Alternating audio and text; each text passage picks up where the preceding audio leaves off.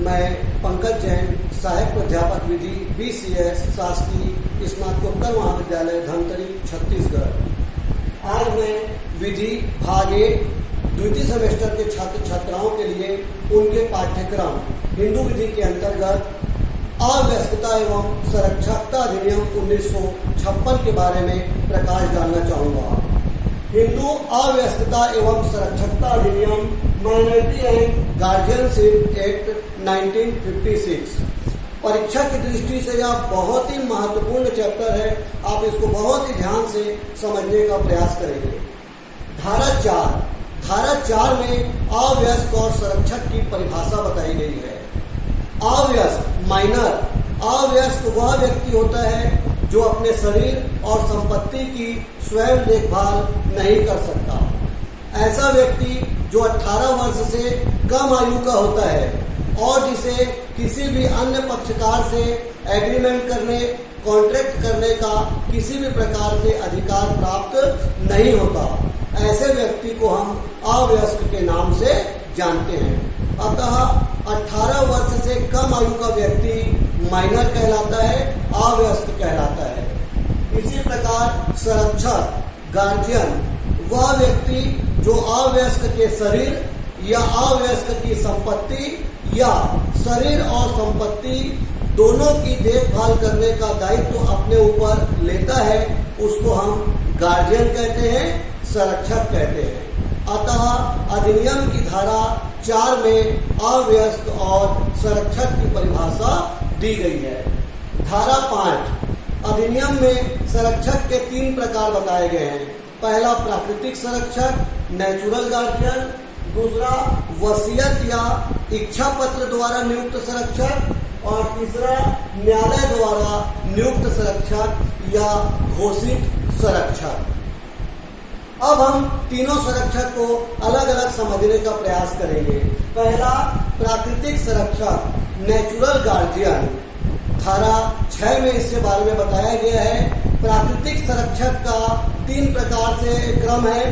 पहला है पिता, दूसरा है माता और विवाह के बाद पति। किसी भी अवयस्क का पहला प्राकृतिक संरक्षक उसका पिता होता है।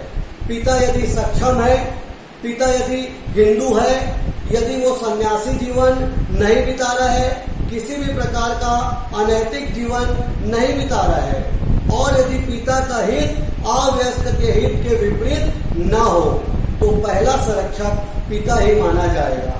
लेकिन पिता का हित यदि अवयस्क के हित के विपरीत हो, वो अनैतिक जीवन बिता रहा है, सन्यासी बन गया है या हिंदू नहीं रह गया, तो पिता फिर संरक्षक नहीं माना जाएगा और फिर माता उसकी संरक्षक मानी जाएगी। तो किसी भी अवयस्क का पहला संरक्षक उसका पिता होता है। दूसरा माता।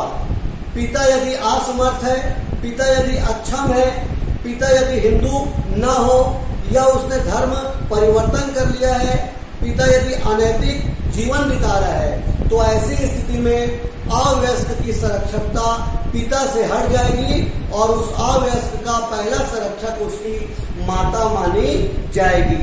ये पहला नियम। दूसरा नियम, 5 वर्ष तक के कम उम्र के बालक बालिका, इसकी पहली संरक्षक उसकी माता ही मानी जाएगी। जी हाँ, 5 वर्ष तक के बच्चों की पहली संरक्षक उसकी माता होगी।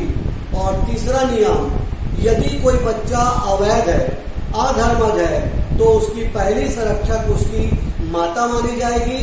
लेकिन यदि ऐसा लगता है न्यायालय को कि माता से उसकी संरक्षकता हटा लेनी चाहिए, तो फिर इस स्थिति में उस अधर्मज बालिकाओं को पिता की संरक्षकता में दिया जा सकता है। तो पहला संरक्षक पिता, दूसरा माता, तीसरा पति।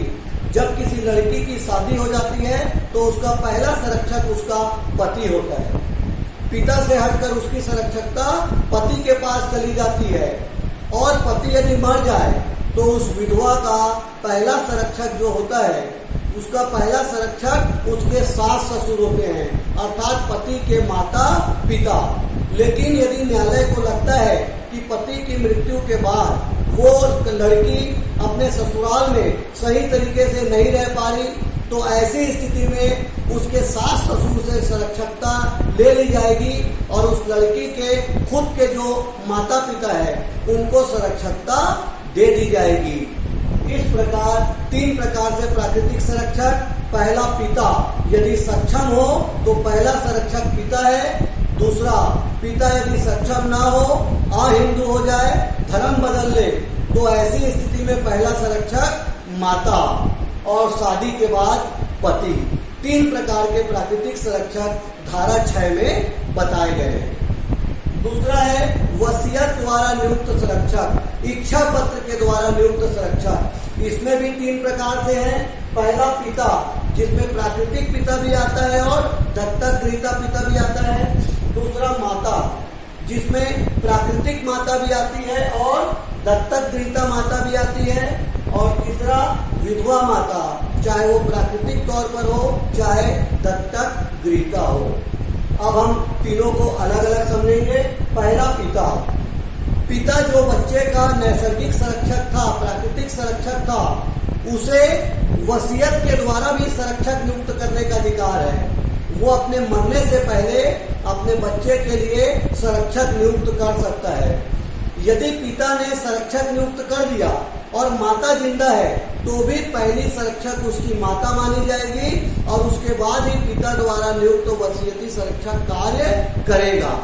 लेकिन यहाँ दूसरा नियम समझिए, यदि पिता भी मर जाए और माता भी मर जाए और पिता ने भी वसीयत के द्वारा संरक्षक नियुक्त कर दिया और माता ने भी वसीयत के द्वारा संरक्षक नियुक्त कर दिया, तो पहला अधिकार माता द्वारा नियुक्त संरक्षक को होगा, न कि पिता द्वारा नियुक्त संरक्षक को। फिर से बताऊंगा, पहला अधिकार पिता को है संरक्षक नियुक्त करने का, उसके बाद माता को है। यदि पिता मर जाए लेकिन माता जिंदा है तो पिता का संरक्षक कार्य नहीं करेगा, वरन माता ही उसकी प्राकृतिक संरक्षक मानी जाएगी। लेकिन मान लीजिए पिता भी मर जाए, माता भी मर जाए और पिता ने भी संरक्षक नियुक्त कर दिया और माता ने भी संरक्षक नियुक्त कर दिया, तो माता द्वारा नियुक्त संरक्षक को पहला अधिकार मिलेगा, न कि पिता द्वारा नियुक्त संरक्षक को। और दूसरा नियम, कोई भी पिता या माता तभी वसीयत के द्वारा संरक्षक नियुक्त कर सकेंगे जब वे स्वयं प्राकृतिक संरक्षक रहने के योग्य हैं। यदि वो स्वयं प्राकृतिक संरक्षक बने रहने के योग्य नहीं है तो उनको ये अधिकार नहीं कि वो वसीयत के द्वारा संरक्षक नियुक्त कर ले। तीसरा विधवा, यदि कोई महिला का पति मर जाता है तो विधवा को भी संरक्षक नियुक्त करने का अधिकार है। एक नियम समझ लीजिए, यदि पति ने मरने से पहले संरक्षक नियुक्त कर दिया है अपने बच्चे के लिए और विधवा ने भी बच्चे के लिए संरक्षक नियुक्त कर दिया, तो पहला अधिकार विधवा द्वारा नियुक्त संरक्षक को मिलेगा, न कि उसके पति द्वारा नियुक्त संरक्षक को। तो 3 प्रकार के संरक्षक बताए गए हैं वसीयत के लिए। और तीसरा, न्यायालय द्वारा नियुक्त संरक्षक, अपॉइंट बाय कोर्ट, इसको घोषित संरक्षक के नाम से भी जानते हैं। जब बच्चे का प्राकृतिक माता पिता संरक्षक बनने के योग्य ना हो या वो मर जाए या अक्षम हो जाए और उनके द्वारा वसीयत के द्वारा भी यदि संरक्षक नियुक्त नहीं किया गया हो, तो ऐसी स्थिति में न्यायालय के द्वारा उस अवयस्क के लिए संरक्षक की नियुक्ति की जाएगी। जब कभी न्यायालय किसी अवयस्क के लिए संरक्षक की नियुक्ति करेगा तो वो बच्चे के कल्याण को देखेगा, बच्चे के हित को देखेगा। ऐसे किसी व्यक्ति को न्यायालय संरक्षक नियुक्त नहीं करेगा जिसका हित बच्चे के हित के विपरीत है, क्योंकि ये एक तरह का न्यासवत कार्य है। अतः जब किसी बच्चे का प्राकृतिक माता पिता संरक्षक बनने के योग्य ना हो, अहिंदू हो जाए या अक्षम हो जाए और बच्चे के प्राकृतिक माता पिता के द्वारा वसीयत के द्वारा भी यदि संरक्षक की नियुक्ति न की गई हो, तो ऐसी स्थिति में न्यायालय बच्चे के कल्याण और बच्चे के हित को देखते हुए धारा 13 के अंतर्गत संरक्षक नियुक्त करेगा, जिसे न्यायालय द्वारा नियुक्त संरक्षक के नाम से जाना जाएगा। इस प्रकार हिंदू अवयस्कता और संरक्षकता अधिनियम 1956 में 3 प्रकार से संरक्षक बताए गए हैं। नंबर 1 प्राकृतिक संरक्षक, नंबर 2 वसीयत या इच्छा पत्र द्वारा नियुक्त संरक्षक और नंबर 3 न्यायालय द्वारा नियुक्त संरक्षक या घोषित संरक्षक।